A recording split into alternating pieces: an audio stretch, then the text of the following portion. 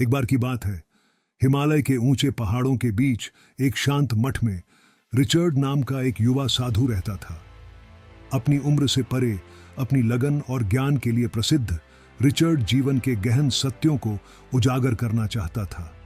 एक दिन जिमी नाम का एक बुद्धिमान वृद्ध साधु रिचर्ड के पास आया और उसे एक अनूठा अवसर प्रदान किया। मेरे बेटे, जिमी ने कहा, मेरे पास तुम्हारे लिए एक काम है। पास के गांव जाओ और वहां के लोगों के जीवन का अवलोकन करो।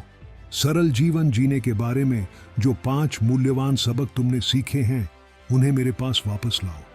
रिचर्ड इस साहसिक कार्य पर निकलने के लिए उत्सुक होकर गांव के लिए प्रस्थान कर गया। वहां उसने ग्रामीणों के विविध अनुभवों को देखा। उसने एक किसान को अपनी फसलों की देखभाल करते हुए संतोष देखा, एक परिवार को एक साधारण भोजन साझा करते हुए आभार देखा, खेतों में खेल रहे एक बच्चे की शांति देखी, एक बड़े की कहानियां साझा करते हुए ज्ञान देखा और एक उत्सव के लिए एक साथ आ रहे समुदाय का आनंद देखा। गांव में कई दिन बिताने के बाद रिचर्ड मठ लौट आया। जिमी ने उसका स्वागत किया और पूछा, तुमने क्या सीखा है मेरे बेटे? रिचर्ड ने उत्तर दिया, मैंने सरल जीवन जीने के बारे में 5 मूल्यवान सबक सीखे हैं। छोटी चीजों की कदर करें।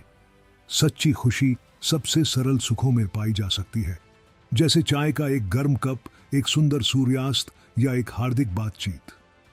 अनावश्यक वस्तुओं को जाने दें। भौतिक वस्तुएं हमारे जीवन को अव्यवस्थित कर सकती हैं और हमें वास्तव में महत्वपूर्ण चीजों से विचलित कर सकती है। अनावश्यक चीजों को छोड़कर हम अपने आप को भौतिकवाद के बोझ से मुक्त कर सकते हैं। वर्तमान क्षण में जियो।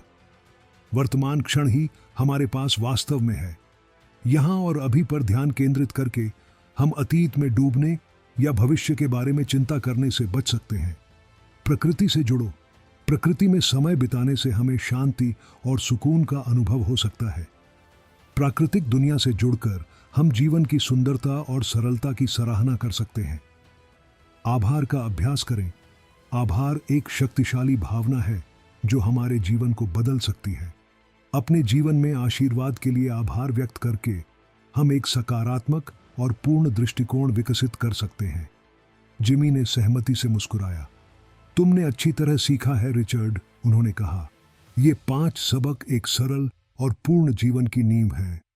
उन्हें हमेशा याद रखो और वे तुम्हारे मार्ग पर तुम्हारा मार्गदर्शन करें।